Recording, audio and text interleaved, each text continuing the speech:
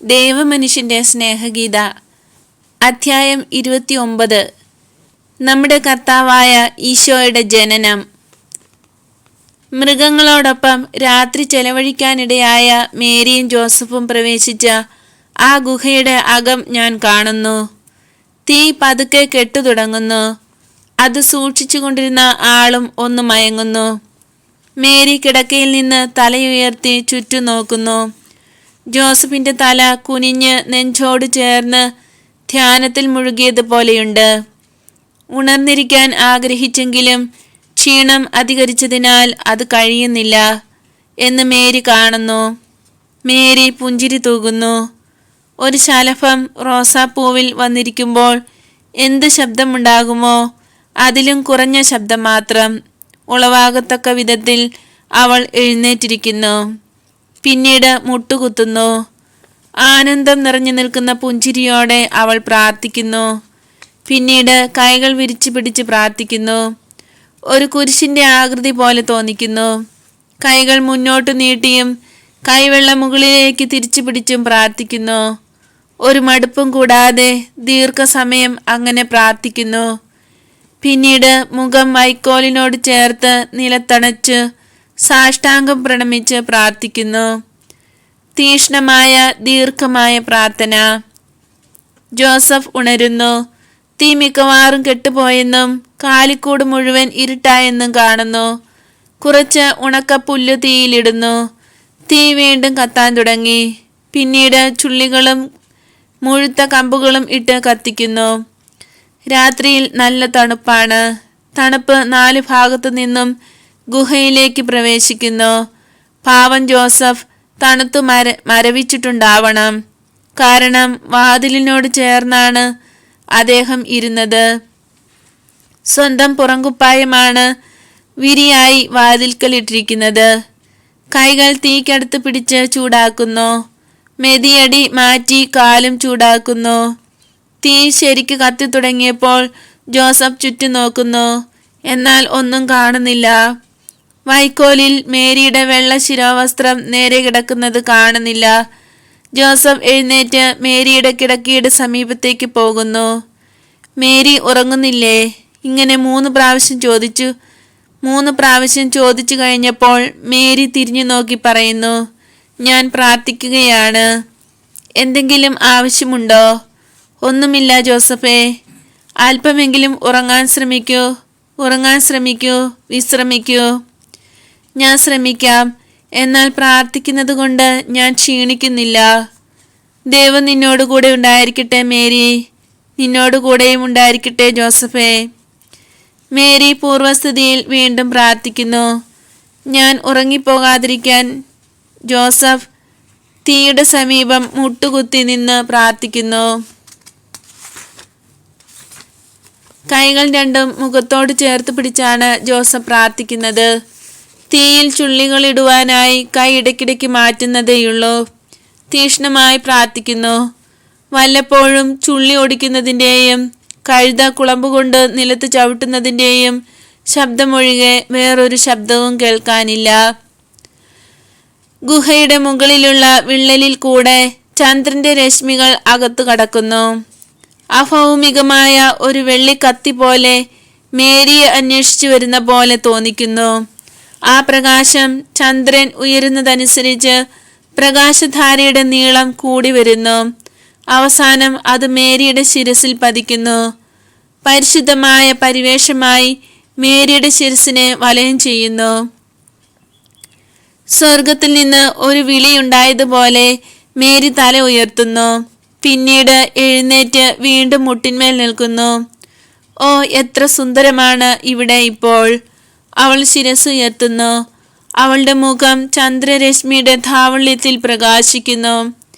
അലൗകികമായ ഒരു പുഞ്ചിരിയിൽ അവളുടെ മുഖം ആകെ രൂപാന്തരീഭവിക്കുന്നു. അവൾ എന്താണ് കാണുന്നത്? അവൾ എന്താണ് കേൾക്കുന്നത്? അവൾക്ക് എന്താണ് അനുഭവപ്പെടുന്നത്? തൻ്റെ മാതൃത്വത്തിൻ്റെ ദീപ്തിമത്തായ ആ മണിക്കൂറിൽ അവൾ കണ്ടതും കേട്ടതും അനുഭവിച്ചതുമായ കാര്യങ്ങൾ അവൾക്ക് മാത്രമേ പറയാൻ കഴിയൂ. അവൾക്ക് ചുറ്റുമുള്ള പ്രകാശം കൂടിക്കൂടി വരുന്നത് കാണാൻ മാത്രമേ എനിക്ക് കഴിയുന്നുള്ളൂ. ആ പ്രകാശം സ്വർഗത്തിൽ നിന്ന് താഴേക്ക് വരുന്നത് പോലെ തോന്നുന്നു. അവളുടെ ചുറ്റുമുള്ള ദരിദ്രമായ വസ്തുക്കളിൽ നിന്ന് ഉയരുന്നത് പോലെ തോന്നുന്നു. എല്ലാറ്റിലും അധികമായി അവളിൽ നിന്ന് തന്നെ ആ പ്രകാശം പ്രസരിക്കുന്നത് പോലെ തോന്നുന്നു. മേരിയുടെ കടും നീല ഉടുപ്പിന്റെ നിറം ഇപ്പോൾ ഇളം നീലയായി, ചുവപ്പ് കലർന്ന ഇളം നീലയായി കാണപ്പെടുന്നു. അവളുടെ കൈകളും മുഖവും നല്ല തെളിവുള്ള നീല നിറമായി കാണുന്നു. വലിയ ഒരു ഇന്ദ്രനീലക്കല്ലിന്റെ പ്രകാശം തട്ടിയാലെന്ന പോലെ നീലിമയുള്ളതായി തോന്നുന്നു. ഈ നിറം ചുറ്റുമുള്ള സാധനങ്ങളിലേക്കും പരക്കുന്നു. അത് അവയെ മൂടി ശുദ്ധീകരിച്ച് പ്രകാശിപ്പിക്കുന്നു. ഞാൻ പറുദീസ കണ്ടപ്പോൾ അവിടെ ഉണ്ടായിരുന്ന നീല നിറം പോലെ അത് ഇതിലും നേരിയ നീലയായിരുന്നു. ജ്ഞാനികളായ രാജാക്കന്മാരുടെ സന്ദർശന സമയത്ത് കണ്ട നീല നിറം പോലെയാണ് ഈ കാണുന്ന നീല നിറം. മേരിയുടെ ശരീരത്തിൽ നിന്ന് പ്രകാശം കൂടുതൽ കൂടുതൽ ശക്തമായി പ്രസരിക്കുന്നു. ചന്ദ്രന്റെ പ്രകാശത്തെ അത് വലിച്ചെടുക്കുന്നു. സ്വർഗത്തിൽ നിന്ന് വരുന്ന പ്രകാശം മുഴുവൻ തന്നിലേക്ക് മേരി വലിച്ചെടുക്കുന്നത് പോലെ തോന്നുന്നു. ഇപ്പോൾ പ്രകാശം മുഴുവൻ അവളിലാണ് നിക്ഷേപിച്ചിട്ടുള്ളത്. ഈ പ്രകാശം അവൾ ലോകത്തിന് പ്രദാനം ചെയ്യും.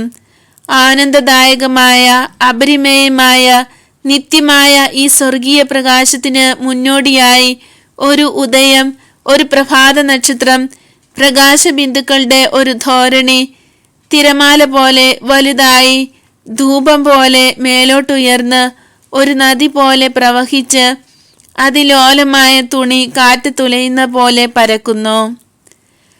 നിറയെ വിള്ളലുകളുള്ള ചിലന്തി വല നിറഞ്ഞിരിക്കുന്ന, ഉന്തിയും തള്ളിയും നിൽക്കുന്ന കല്ലുകൾ കൊണ്ട് പാകിയിരിക്കുന്ന, കരി പിടിച്ച് അറപ്പ് തോന്നിക്കുന്ന മേൽക്കൂര ഇപ്പോൾ ഒരു രാജകൊട്ടാരത്തിന്റെ മേൽപ്പുര പോലെയുണ്ട്.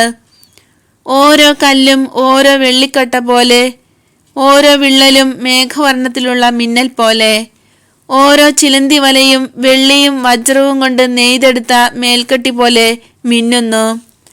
രണ്ട് കല്ലുകൾക്കിടയിൽ ശീതകാല നിദ്രയിലാണ്ടിരിക്കുന്ന ഒരു വലിയ പല്ലി, ഏതോ രാജ്ഞി മറന്നുവച്ചിട്ട് പോയ മരതക ആഭരണം പോലെയുണ്ട്. മുകളിലത്തെ പുൽത്തൊട്ടിയിലെ പുല്ല് ഇപ്പോൾ പുല്ല് അല്ല, അഴിഞ്ഞുകിടക്കുന്ന മുടി പോലെ വായുവിൽ മെല്ലെ ഇളകുന്ന വെള്ളി നൂലുകളാണ്.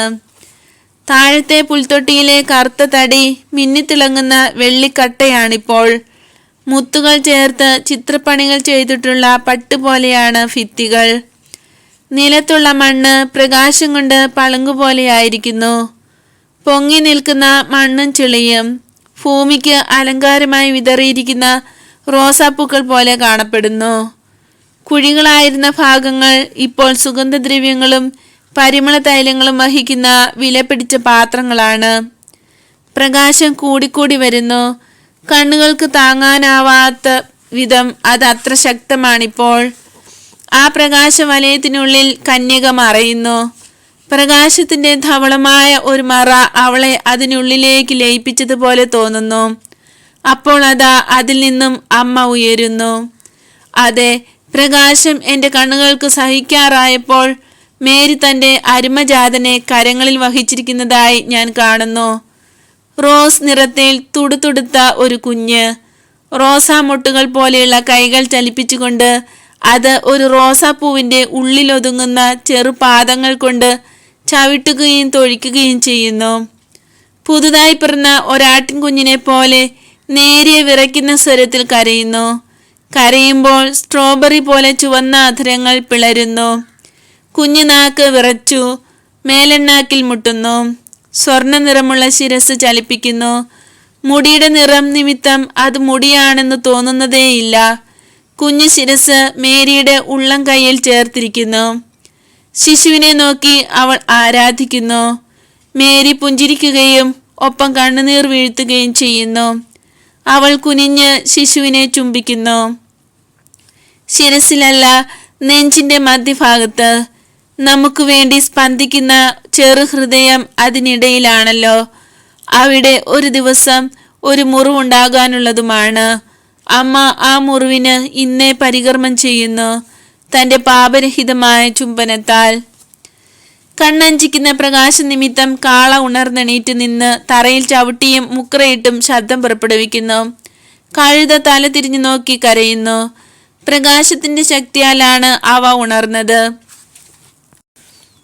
എന്നാൽ ഞാൻ ചിന്തിക്കാൻ ഇഷ്ടപ്പെടുന്നത് അവ അവയുടെ സ്രഷ്ടാവിന് സ്വാഗതമരുളുകയാണെന്നാണ്, തങ്ങൾക്ക് വേണ്ടിയും മൃഗലോകം മുഴുവനു വേണ്ടിയും. പ്രാർത്ഥനയിൽ മുഴുകി ചുറ്റും നടക്കുന്നതൊന്നും അറിയാതെയിരുന്ന ജോസഫിന് മുഖത്തോട് ചേർത്ത് പിടിച്ചിരുന്ന കൈവിരലുകൾക്കിടയിലൂടെ പ്രകാശം കണ്ണിലേക്ക് കടക്കുന്ന അനുഭവമുണ്ടായി. കൈകൾ മാറ്റി തല ഉയർത്തി ജോസഫ് ചുറ്റും നോക്കുന്നു. കാളയുടെ നില കൊണ്ട് മേരിയെ കാണാൻ പറ്റുന്നില്ല. എന്നാൽ മേരി വിളിക്കുന്നു, ജോസഫേ വരൂ. ജോസഫ് തിടുക്കത്തിൽ ചെല്ലുന്നു. കണ്ടു കഴിഞ്ഞപ്പോൾ പെട്ടെന്ന് നിൽക്കുന്നു. ബഹുമാനത്തിന്റെ ആധിക്യ നിമിത്തം നിന്നിടത്ത് തന്നെ മുട്ടുകുത്താൻ തുടങ്ങുന്നു. എന്നാൽ മേരി നിർബന്ധമായി പറയുന്നു, വരൂ ജോസഫേ. അവൾ ഇടത് കൈ വൈക്കോലിൽ കുത്തി വലത് കൈ കൊണ്ട് ശിശുവിനെ ചങ്കിനോട് ചേർത്ത് പിടിച്ച് എഴുന്നേറ്റ് ജോസഫിന്റെ അടുത്തേക്ക് നടക്കുന്നു. ജോസഫ് സംഭ്രമത്തോടെ മുന്നോട്ട് ചെല്ലണമോ അതോ ബഹുമാനക്കുറവാകുമോ എന്ന് സംശയിച്ച് ഭയത്തോടെ നടക്കുന്നു. വൈക്കോൽ കിടക്കയുടെ ചുവട്ടിൽ അവർ രണ്ടുപേരും എത്തി പരസ്പരം നോക്കി സന്തോഷാധിക്യത്താൽ കരയുന്നു. വരൂ, നമുക്ക് ഈശോയെ പിതാവിന് സമർപ്പിക്കാം എന്ന് മേരി പറയുന്നു. ജോസഫ് ഉടനെ മുട്ടുകുത്തി നിൽക്കുന്നു. മേൽക്കൂരയ്ക്ക് താങ്ങു കൊടുത്തിരിക്കുന്ന രണ്ട് മരത്തൂണുകളുടെ ഇടയിൽ നിന്നുകൊണ്ട് മേരി കുഞ്ഞിനെ കൈകളിൽ ഉയർത്തിപ്പിടിച്ചു പറയുന്നു, ഇതാ ഞാൻ അവൻ്റെ പേർക്ക്. ഓ ദൈവമേ, ഈ വാക്കുകൾ ഞാൻ ഉച്ചരിക്കുന്നു. അങ്ങേ ഇഷ്ടം നിറവേറ്റുവാൻ ഞാൻ ഇതാ തയ്യാറായിരിക്കുന്നു. അവനോടൊപ്പം മേരിയായ ഞാനും എൻ്റെ മണവാളൻ ജോസഫും ഉണ്ട്. അവിടുത്തെ ദാസൻ ഇതാ. ഓ കർത്താവേ, അങ്ങേ മഹത്വത്തിനായും അങ്ങേ സ്നേഹത്തെ പ്രതിയും എല്ലാ മണിക്കൂറുകളിലും എല്ലാ സംഭവങ്ങളിലും അവിടുത്തെ ഹിതം ഞങ്ങൾ നിറവേറ്റുന്നവരാകട്ടെ. അനന്തരം മേരി കുനിഞ്ഞു പറയുന്നു, ഇതാ ജോസഫ്, അവനെ എടുക്കൂ. കുഞ്ഞിനെ ജോസഫിന്റെ കയ്യിൽ കൊടുക്കുന്നു. എന്ത്, ഞാനോ? ഓ ഞാൻ വേണ്ട, ഞാൻ അതിന് യോഗ്യനല്ല. ദൈവത്തെ സ്പർശിക്കാമോ എന്ന സന്ദേഹത്തിൽ ജോസഫ് അത്ഭുത സ്തബ്ധനായി എന്തു പറയണമെന്ന വാക്ക് കിട്ടാതെ വിഷമിക്കുന്നു. എന്നാൽ മേരി പുഞ്ചിരി തൂകിക്കൊണ്ട് നിർബന്ധമായി പറയുന്നു, നീ വളരെ യോഗ്യനാണ്. നിന്നേക്കാൾ അർഹതയുള്ള വേറെ ആരും ഇല്ല. അതുകൊണ്ടാണ് അത്യുന്നതൻ നിന്നെ തിരഞ്ഞെടുത്തത്. എടുക്കൂ ജോസഫ്, എന്നിട്ട് അവനെ പിടിച്ചുകൊള്ളൂ. ഞാൻ ആ തുണികളൊക്കെ ഒന്ന് നോക്കട്ടെ. ജോസഫ് വികാരാധീനനായി വിവരണനായി ആകെ പരിഭ്രമിച്ച് കൈകൾ നീട്ടി ശിശുവിനെ എടുക്കുന്നു. തണുപ്പ് നിമിത്തം ശിശു കരച്ചിലാണ്. കയ്യിലെടുത്തു കഴിഞ്ഞ് ജോസഫ് ബഹുമാന നിമിത്തം കുഞ്ഞിനെ അകറ്റിപ്പിടിക്കുന്നില്ല. നേരെ മറിച്ച് ശിശുവിനെ ഹൃദയത്തോട് ചേർത്ത് പിടിച്ച് പൊട്ടിക്കരഞ്ഞുകൊണ്ട് അത്ഭുതത്തോടെ വിളിച്ചു പറയുന്നു, ഓ എൻ്റെ കർത്താവേ, എൻ്റെ ദൈവമേ. അനന്തരം കുനിഞ്ഞ് ഉണ്ണിയുടെ ചെറുപാദങ്ങളിൽ ചുംബിക്കുന്നു. അപ്പോൾ ആ കാലുകൾ തണുത്തിരിക്കുന്നു എന്ന് മനസ്സിലായി. ഉടനെ നിലത്തിരുന്ന് ഉണ്ണിയെ നെഞ്ചിനോട് ചേർത്ത് പിടിച്ച് സ്വന്തം ഉടുപ്പുകൾ കൊണ്ടും കൈകൾ കൊണ്ടും പൊതിയുവാൻ ശ്രമിക്കുന്നു. തണുത്ത കാറ്റിൽ നിന്നും രക്ഷപ്പെടുത്തി അല്പം ചൂട് നൽകുവാനുള്ള ശ്രമമാണ്. തീയുടെ അടുത്തേക്ക് പോയാൽ കൊള്ളാമെന്നുണ്ട്. എന്നാൽ വാതിലിലൂടെ തണുത്ത കാറ്റും അങ്ങോട്ട് കയറുന്നുണ്ടല്ലോ. ഇരിക്കുന്നിടത്ത് തന്നെ ഇരിക്കുന്നതായിരിക്കും നല്ലത്. അല്ല, മൃഗങ്ങളുടെ ഇടയിലേക്ക് ചെന്നിരിക്കുന്നതായിരിക്കും നല്ലത്. അവ കാറ്റിനെ തടഞ്ഞുകൊള്ളും, അവയുടെ ചൂട് കിട്ടുകയും ചെയ്യും. അങ്ങനെ ജോസഫ് കാളയുടെയും കഴുതയുടെയും ഇടയ്ക്ക് പോയിരിക്കുന്നു. സ്വന്തം ശരീരം കൊണ്ട് ഒരു മറയുണ്ടാക്കി ഉണ്ണിയുടെ മുകളിലേക്ക് കുനിഞ്ഞിരിക്കുന്നു. രണ്ടു വശങ്ങളിലായി മൃഗങ്ങളുടെ രണ്ട് തലകൾ, നീണ്ട ചെവികളുള്ള ചാരനിറമുള്ള ഒരു തല, വെളുത്ത വലിയ മോന്തയും ശാന്തമായ രണ്ട് കണ്ണുകളും ആവി പറക്കുന്ന മൂക്കുമുള്ള വേറൊരു. രണ്ടു വശങ്ങളിലായി മൃഗങ്ങളുടെ രണ്ട് തലകൾ, നീണ്ട ചെവികളുള്ള ചാരനിറമുള്ള ഒരു തല, വെളുത്ത വലിയ മോന്തയും ശാന്തമായ 2 കണ്ണുകളും ആവി പറക്കുന്ന മൂക്കുമുള്ള വേറൊരു തല. മേരി പെട്ടി തുറന്ന് പിള്ളക്കച്ചകളും തുണികളും എടുക്കുന്നു. അവൾ തീയുടെ അടുത്ത് പിടിച്ച് അവ ചൂടാക്കുകയായിരുന്നു. ഇപ്പോൾ ജോസഫിന്റെ അടുത്തേക്ക് വരുന്നു. ചെറു ചൂടുള്ള തുണി കൊണ്ട് ഉണ്ണിയെ പൊതിയുന്നു. സ്വന്തം ശിരോവസ്ത്രമെടുത്ത് ഉണ്ണിയുടെ തലയും മൂടുന്നു. എവിടെയാണ് കുഞ്ഞിനെ കിടത്തുക? ജോസഫ് ആലോചനാപൂർവ്വം ചുറ്റും നോക്കുന്നു. നിൽക്ക്, നമുക്ക് മൃഗങ്ങളെയും വൈക്കോലും മാറ്റാം. മുകളിലത്തെ വൈക്കോൽ വലിച്ചു താഴെ ആ പുൽത്തൊട്ടിയിൽ ക്രമപ്പെടുത്താം. അതിന്റെ വശത്തുള്ള തടി അവനെ തണുത്ത കാറ്റിൽ നിന്ന് രക്ഷിക്കും. വൈക്കോൽ ഒരു തലേണയായിരിക്കും. കാള അതിന്റെ ശ്വാസം കൊണ്ട് ശിശുവിന് ചൂട് നൽകും. കാള ആ കഴുതയേക്കാൾ ഭേദമാണ്. അതിന് കൂടുതൽ ശാന്തതയും ക്ഷമയുമുണ്ട്. ജോസഫ് തിരക്കിട്ട് എല്ലാം ചെയ്യുന്നു. മേരി ശിശുവിനെ മാറോടണച്ച് താരാട്ടുകയും അവളുടെ കവിൾത്തടം ശിശുവിന്റെ ശിരസിൽ വച്ച് അതിന് ചൂട് പകരുകയും ചെയ്യുന്നു. ജോസഫ് തീ നല്ലതുപോലെ കൂട്ടുന്നു. നല്ലവണ്ണം കത്താൻ വേണ്ടി കുറെ ചുള്ളികൾ ഉപയോഗിക്കുന്നു. തീ ആളുമ്പോൾ വൈക്കോൽ അതിന്റെ സമീപം പിടിച്ച് ഉണക്കുന്നു. ഉണക്കിയത് വീണ്ടും തണുക്കാതിരിക്കാൻ നെഞ്ചോട് ചേർത്ത് പിടിക്കുന്നു. ശിശുവിന് ഒരു ചെറിയ കിടക്കയുണ്ടാക്കാൻ മാത്രം വൈക്കോൽ ഉണക്കിയ ശേഷം പുൽത്തൊട്ടിക്കടുത്ത് ചെന്ന് അത് ക്രമപ്പെടുത്തി ഒരു പിള്ളത്തൊട്ടിലാക്കി മാറ്റുന്നു. ശരിയായി. ഇനി ഒരു കരിമ്പടം വേണം. കാരണം വൈക്കോലിന് ദുർഗന്ധമുണ്ട്. അവനെ പുതപ്പിക്കുകയും വേണം. എന്റെ മേലങ്കി എടുക്കുക, മേരി പറയുന്നു. നിനക്ക് തണുപ്പടിക്കുമല്ലോ. ഓ, അത് സാരമില്ല. കരിമ്പടം തീരെ പരുക്കനാണ്. മേലങ്കിക്ക് മാർദ്ദവവും ചൂടുമുണ്ട്. എനിക്ക് തണുപ്പേയില്ല. കുഞ്ഞിന് ഇനിയും തണുപ്പടിക്കാൻ അനുവദിക്കരുത്. ജോസഫ് മേരിയുടെ നല്ല വീതിയുള്ള മേലങ്കിയെടുത്ത് 4ആയി മടക്കി വൈക്കോലിന് മീതെ വിരിക്കുന്നു. അതിന്റെ ഒരറ്റം താഴേക്ക് തൂക്കിയിട്ടിരിക്കുന്നു. രക്ഷകന്റെ ആദ്യ ശയ്യ തയ്യാറായിരിക്കുന്നു. അമ്മ കുഞ്ഞിനെ എടുത്തുകൊണ്ട് പുൽത്തൊട്ടിക്ക് സമീപം ചെന്ന് അതിൽ കിടത്തുന്നു. എത്ര മാധുര്യമേറിയ അഴകേറിയ നടപ്പ്! മേലങ്കിയുടെ തൂങ്ങിക്കിടന്ന അഗ്രമെടുത്ത് ഉണ്ണിയെ പുതപ്പിക്കുന്നു. തലയുടെ ചുറ്റും അത് ക്രമപ്പെടുത്തി വയ്ക്കുന്നു. വൈക്കോലിന്റെ പരിപരിപ്പിൽ നിന്ന് കുഞ്ഞു തലയെ രക്ഷിക്കാൻ മേരിയുടെ നേർത്ത ശിരോവസ്ത്രം മാത്രമേയുള്ളൂ. ശിശുവിന്റെ മുഖം മാത്രമേ ഇപ്പോൾ കാണുന്നുള്ളൂ. മേരിയും ജോസഫും പുൽത്തൊട്ടിയുടെ മുകളിൽ കുനിഞ്ഞു നോക്കുന്നു. അവരുടെ ആനന്ദം എത്രമാത്രം! ഉണ്ണി ഉറങ്ങുന്നു. ഉണ്ണിയുടെ ആദ്യത്തെ ഉറക്കം ആനന്ദത്തോടെ അവർ വീക്ഷിക്കുന്നു. വസ്ത്രങ്ങളുടെയും വൈക്കോലിന്റെയും ചൂട് കിട്ടിയപ്പോൾ കരച്ചിൽ നിർത്തി ഉറക്കവുമായി. മേരി പറയുന്നു, തന്റെ സമാധാനം നിനക്ക് നൽകുന്നതിനായി അവൻ വരുമെന്ന് നിന്നോട് ഞാൻ പറഞ്ഞിരുന്നല്ലോ. ക്രിസ്മസ് ദിനത്തിൽ നീ അനുഭവിച്ച സമാധാനം ഓർമ്മിക്കുന്നുണ്ടോ? ദിവ്യ ശിശുവിനോടുകൂടി എന്നെ നീ കണ്ടപ്പോൾ അപ്പോൾ നിനക്ക് സമാധാനത്തിന്റെ കാലമായിരുന്നു. ഇപ്പോൾ നിനക്ക് വേദനയുടെ കാലമാണ്. എന്നാൽ ഇപ്പോൾ നീ കാര്യങ്ങൾ മനസ്സിലാക്കി തുടങ്ങി. വേദന വഴിയാണ് നമുക്ക് സമാധാനം കൈവരുന്നതും നമുക്കും നമ്മുടെ സഹോദരങ്ങൾക്കും എല്ലാ കൃപാവരങ്ങൾ ലഭിക്കുന്നതും. മനുഷ്യനായ ഈശോ ദൈവമായ ഈശോയായി തീർന്നത് തന്റെ കഠിനമായ പീഡാനുഭവത്തിന് ശേഷമാണ്. ഒരിക്കൽ കൂടി അവൻ സമാധാനമായി തീർന്നു. ഇപ്പോൾ അവൻ സ്വർഗത്തിൽ നിന്നുള്ള സമാധാനമാണ്. സ്വർഗത്തിൽ നിന്ന് അവൻ വന്നു. ലോകത്തിൽ അവനെ സ്നേഹിക്കുന്നവർക്ക് തന്റെ സമാധാനം വർഷിച്ചുകൊണ്ട് സ്വർഗത്തിൽ അവൻ വസിക്കുന്നു. എന്നാൽ അവന്റെ പാടുപീഡകളുടെ സമയത്ത് ലോകത്തിന്റെ സമാധാനമായ അവനിൽ നിന്ന് സമാധാനം നീക്കപ്പെട്ടു.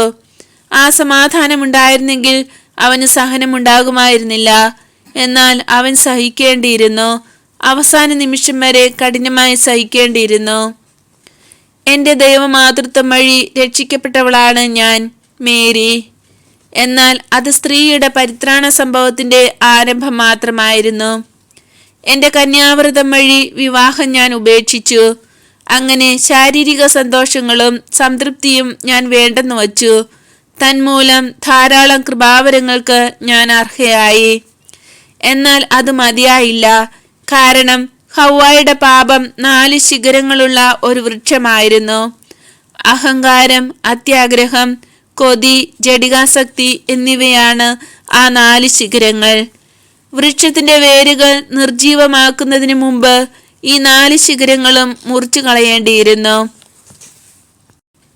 വളരെ താണ് എളിമപ്പെട്ടുകൊണ്ട് ഞാൻ അഹങ്കാരത്തെ പരാജയപ്പെടുത്തി. എല്ലാവരുടെയും മുമ്പിൽ ഞാൻ എന്നെ തന്നെ താഴ്ത്തി. ദൈവസന്നിധിയിലുള്ള എൻ്റെ എളിമയെക്കുറിച്ചല്ല ഞാൻ പറയുന്നത്. ആ എളിമ എല്ലാ സൃഷ്ടികളും അത്യുന്നതനായ ദൈവത്തിൻ്റെ മുമ്പിൽ സമർപ്പിക്കേണ്ടതാണ്. ആ എളിമ അവൻ്റെ വചനത്തിനും ഉണ്ടായിരുന്നു. വചനത്തെ സ്വന്തമാക്കുന്നതിന് എനിക്കും അത്യാവശ്യമായിരുന്നു. എന്നാൽ മനുഷ്യരിൽ നിന്ന് എത്രയധികം അപമാനങ്ങൾ എനിക്ക് മൗനമായി സഹിക്കേണ്ടി വന്നിട്ടുണ്ടെന്ന് നീ ചിന്തിച്ചിട്ടുണ്ടോ? നീതിമാനായ ജോസഫ് പോലും ഹൃദയത്തിൽ എന്നെ കുറ്റപ്പെടുത്തി.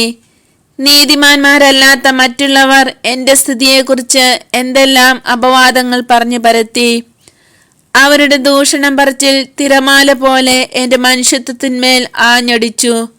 ഈശോയുടെയും മനുഷ്യവംശത്തിൻ്റെയും അമ്മ എന്ന നിലയിൽ ഞാൻ സഹിക്കേണ്ടി വന്ന എണ്ണമില്ലാത്ത അപമാനങ്ങളുടെ ആരംഭം മാത്രമായിരുന്നു അത്.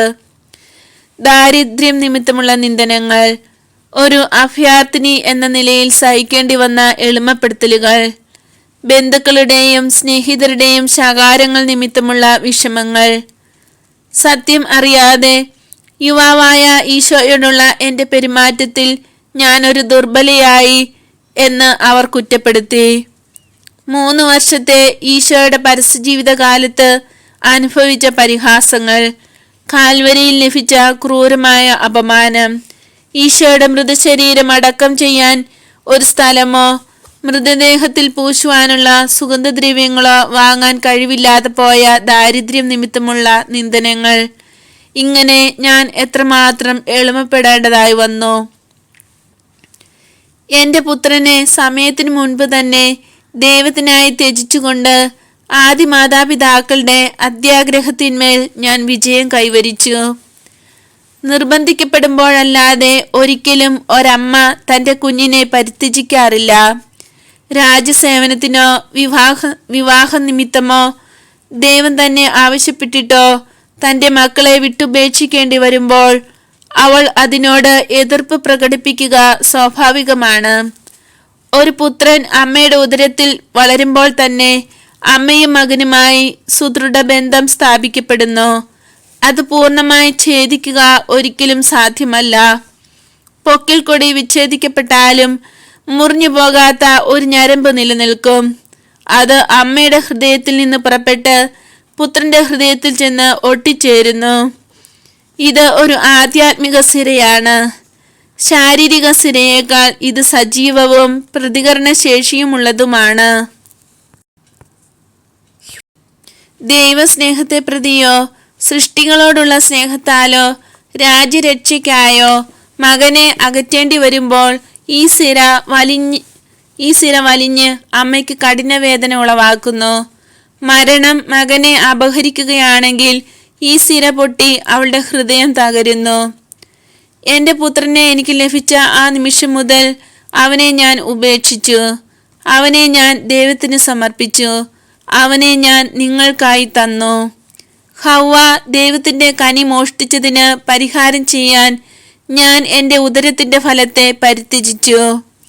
ഞാൻ അറിയണമെന്ന് ദൈവം ആഗ്രഹിച്ച കാര്യങ്ങൾ മാത്രം അറിഞ്ഞാൽ മതിയെന്ന് ഞാൻ നിശ്ചയിച്ചു. അങ്ങനെ ആദി മാതാപിതാക്കൾക്ക് അറിയാനും അനുഭവിക്കാനും ഉണ്ടായിരുന്ന ദുർമോഹത്തെ ഞാൻ പരാജയപ്പെടുത്തി. എന്നോട് പറഞ്ഞതിൽ കവിഞ്ഞ് ഒന്നും എന്നോട് തന്നെയും ദൈവത്തോടും ഞാൻ ചോദിച്ചില്ല. ചോദ്യം ചെയ്യാതെ ഞാൻ വിശ്വസിച്ചു. ശരീരത്തിൻ്റെ എല്ലാ സന്തോഷങ്ങളും ഞാൻ സ്വയം നിഷേധിച്ചു. അങ്ങനെ സ്വാഭാവികമായിട്ടുള്ള ആഗ്രഹത്തെ, സന്തോഷം അനുഭവിക്കുവാനുള്ള വ്യക്തിപരമായ ആഗ്രഹത്തെ ഞാൻ ജയിച്ചു. പിശാചിൻ്റെ ഉപകരണമായ ജഡത്തെയും പിശാചിനെയും എൻ്റെ കുതികാലിന് കീഴിലാക്കി അവയെ ഒരു ചവിട്ടുപടിയാക്കി ഞാൻ സ്വർഗത്തിലേക്ക് ഉയർന്നു. സ്വർഗം എൻ്റെ ലക്ഷ്യം, ദൈവം വസിക്കുന്ന സ്വർഗം എൻ്റെ ഏക ആഗ്രഹം, ഏക വിശപ്പ്. ഈ വിശപ്പ് ആർത്തിയല്ല, നേരെ മറിച്ച് ദൈവത്താൽ അനുഗ്രഹിക്കപ്പെട്ട ഒരാവശ്യമാണ്. ദൈവത്തിനായി നമ്മൾ കൊതിക്കണമെന്ന് അവിടുന്ന് ആഗ്രഹിക്കുന്നു. ഞാൻ ഫോഗേച്ചയെ പരാജയപ്പെടുത്തി. ഫോഗേച്ച എന്താണ്? കൊതി അതിന്റെ പാരമ്യത്തിലെത്തി ആർത്തിയായി തീരുന്നതാണ് ജഡികാസക്തി അഥവാ ഫോഗേച്ച. നിയന്ത്രിക്കാതിരുന്നാൽ എല്ലാ ദുർഗുണങ്ങളും കൂടുതൽ വലുതായി തീരും. അങ്ങനെ ഹവ്വായുടെ ദുർഗുണമായിരുന്ന കൊതി അവളെ ലൈംഗിക ആസക്തിയിലേക്ക് നയിച്ചു. സ്വാഭാവികമായ സുഖം കൊണ്ട് അവൾക്ക് മതിയാകുന്നില്ല. കുറ്റകരമായ ആ സുഖം അതിൻ്റെ അത്യുച്ചിയിലെത്തിക്കാൻ അവൾ ആഗ്രഹിച്ചു. അങ്ങനെ കാമാസക്തിയിലേക്ക് കടന്നു. അങ്ങനെ അവൾ തൻ്റെ കൂട്ടുകാരന് ലൈംഗികാസക്തിയിൽ വിദഗ്ധനായ വഴികാട്ടിയായി. ഈ പരിപാടികളെല്ലാം ഞാൻ തകിടം മറിച്ചു. താഴേക്കിറങ്ങുന്നതിന് പകരം ഞാൻ എപ്പോഴും മുകളിലേക്ക് കയറി. മറ്റുള്ളവർ താഴേക്കിറങ്ങാൻ ഇടയാക്കാത്ത ഞാൻ എപ്പോഴും അവരെ സ്വർഗത്തിലേക്ക് ആകർഷിച്ചു. സത്യവാനായ എൻ്റെ ജീവിത പങ്കാളിയെ ഞാൻ ഒരു ദൈവദൂതനാക്കി. ഇപ്പോൾ ദൈവം എൻ്റേതായി. അവനോടൊപ്പം അവൻ്റെ സർവ്വസമ്പത്തും എൻ്റേതായി. എന്നാൽ അതെല്ലാം ഞാൻ കൈവിട്ടുകൊണ്ട് ഉടനടി പറഞ്ഞു, ഇതാ ഞാൻ അവനു വേണ്ടിയും അവൻ വഴിയും അവിടുത്തെ ഹിതം നിറവേറട്ടെ. സ്വന്തം ശരീരത്തെ നിഗ്രഹിക്കുക മാത്രമല്ല, ഹൃദയാഭിലാഷങ്ങളെയും ചിന്തകളെയും നിഗ്രഹിക്കുന്നവനാണ് യഥാർത്ഥത്തിൽ ചാരിത്ര്യമുള്ളവൻ. ശരീരത്തിലും മനസ്സിലും ഹൃദയത്തിലും അശുദ്ധിയായിരുന്നവകളെ ഇല്ലായ്മ ചെയ്യാൻ ഞാൻ ചാരിത്ര്യമുള്ളവളാകേണ്ടിയിരുന്നു. എൻ്റെ മിതഭാഷണ രീതി ഞാൻ ഒരിക്കലും ഉപേക്ഷിച്ചില്ല. എൻ്റെ പുത്രനെക്കുറിച്ച് അവൻ എൻ്റേതാണ്, എനിക്ക് അവനെ വേണം എന്ന് പോലും ഞാൻ പറഞ്ഞിട്ടില്ല. സ്വർഗത്തിൽ അവൻ ദൈവത്തിൻ്റേത് മാത്രമായിരുന്നത് പോലെ ഭൂമിയിൽ അവൻ എൻ്റേത് മാത്രമായിരുന്നെങ്കിലും ഞാൻ ഒരിക്കലും അത് പറഞ്ഞിട്ടില്ല. ഇതെല്ലാമാണെങ്കിലും ഹവ്വ വഴി നഷ്ടപ്പെട്ട സമാധാനം സ്ത്രീക്കായി വീണ്ടെടുക്കാൻ ഇത് മതിയായിരുന്നില്ല. അത് ഞാൻ നിനക്കായി നേടിയത് കുരിശിൻ ചുവട്ടിൽ നിന്ന് അവൻ മരിക്കുന്നത് കണ്ട അവസരത്തിലാണ്. അവൻ ജനിക്കുന്നത് നീ കണ്ടതാണല്ലോ. മരിച്ചുകൊണ്ടിരിക്കുന്ന എൻ്റെ പുത്രൻ്റെ കരച്ചിൽ കേട്ട് എൻ്റെ ഉദരകോശങ്ങൾ പറിച്ചു കീറുന്ന വേദന ഞാൻ അനുഭവിച്ചപ്പോൾ സ്ത്രീത്വത്തിൻ്റെ എല്ലാ ഭാവങ്ങളും എന്നിൽ നിന്ന് പോയി മറഞ്ഞു. ഞാൻ ജഡമല്ലാതായി, ഒരു ദൈവദൂതനായി. മേരി ദൈവത്തിൻ്റെ കന്യകയായ മണവാട്ടി ആ നിമിഷത്തിൽ മരിച്ചു. കൃപാവരത്തിൻ്റെ അമ്മ അവശേഷിച്ചു. അവളുടെ പീഡകളിൽ നിന്ന് ജനിപ്പിച്ച കൃപാവരം അവൾ നിനക്കേകി. ക്രിസ്മസ് രാത്രിയിൽ സ്ത്രീയായി വീണ്ടും പ്രതിഷ്ഠിക്കപ്പെട്ട പെണ്ണ് സ്വർഗത്തിൻ്റെ പുത്രിയായി തീരാനുള്ള അർഹത കുരിശിൻ ചുവട്ടിൽ വച്ച് നേടി. ഇത് ഞാൻ നിനക്കായി നേടിയത് എല്ലാ സംതൃപ്തികളും പരിശുദ്ധമായവ പോലും എനിക്ക് തന്നെ നിഷേധിച്ചുകൊണ്ടാണ്. ഹവ്വ ഒരു പെൺമൃഗത്തിൻ്റെ നിലയിലേക്ക് നിങ്ങളെ താഴ്ത്തിയെങ്കിൽ ഞാൻ നിങ്ങളെ നിങ്ങൾക്ക് ആഗ്രഹമുണ്ടെങ്കിൽ ദൈവത്തിൻ്റെ വിശുദ്ധരാക്കി തീർത്തു. നിങ്ങൾക്ക് വേണ്ടി ഞാൻ ഉയരങ്ങളിലേക്ക് കയറി. ഞാൻ ജോസഫിന് വേണ്ടി ചെയ്തതുപോലെ നിങ്ങളെയും വളരെ ഉയർത്തി. കാൽവരിയിലെ പാറയായിരുന്നു എൻ്റെ ഒലിവുമല. അവിടെ നിന്നാണ് ഞാൻ സ്വർഗത്തിലേക്ക് കുതിച്ചത്. എൻ്റെ ശരീരത്തോടുകൂടെ വീണ്ടും വിശുദ്ധീകരിക്കപ്പെട്ട് ആത്മാവിനെ സ്വർഗത്തിലേക്ക് വഹിക്കുന്നതിനാണ് അത് സംഭവിച്ചത്. ഇപ്പോൾ ഈ ആത്മശരീരങ്ങൾ മഹത്വീകരിക്കപ്പെട്ടിരിക്കുന്നു. കാരണം അത് ദൈവവചനത്തെ വഹിക്കുകയും ഹവ്വായുടെ ഏറ്റവും ചെറിയ അംശത്തെ പോലും എന്നിൽ നശിപ്പിക്കുകയും ചെയ്തു. വിഷലിപ്തമായ 4 ശിഖരങ്ങളുള്ള ആ വൃക്ഷത്തിൻ്റെ അവസാന വേരും അത് നശിപ്പിച്ചു. ആ വേര് തറഞ്ഞു നിൽക്കുന്നത് ജഡികതയിലാണ്. ഈ ജഡികതയാണ് മനുഷ്യവംശത്തിൻ്റെ വീഴ്ചയ്ക്ക് കാരണമായത്. ഈ ജഡികത തന്നെ നിങ്ങളുടെ ഉദരകോശങ്ങളെ കടിച്ചു കീറിക്കൊണ്ടിരിക്കും. കാലത്തിൻ്റെ അവസാനം വരെ, ഏറ്റവും ഒടുവിലത്തെ സ്ത്രീ വരെ ഇത് സംഭവിച്ചു കൊണ്ടിരിക്കും. എൻ്റെ ശബ്ദമേ, ഈശോയുടെ ആഗമനത്തിൻ്റെ പ്രഭാതരശ്മിയിൽ നിന്റെ ആത്മാവ് വിശ്രമിക്കട്ടെ. ഭാവിയിലുണ്ടാകുന്ന ക്രൂശിക്കലുകൾ സഹിക്കാൻ ശക്തി ലഭിക്കേണ്ടതിന് ഇപ്പോൾ വിശ്രമിക്കുക. നിനക്ക് സഹനങ്ങൾ തരുന്നത് നീ ഇവിടെ ആയിരിക്കുവാനാണ്. ഇവിടെ വന്നു ചേരുന്നത് വേദനയിലൂടെയാണ്. കൂടുതൽ ഉയർന്ന നിലയിൽ ഇവിടെ എത്തുന്നത് ലോകത്തിന് കൃപാവരം ലഭിക്കുവാനായി കൂടുതൽ വേദന സഹിച്ചിട്ടുള്ളവരാണ്. സമാധാനത്തിൽ പോകുക, ഞാൻ നിന്റെ കൂടെയുണ്ട്.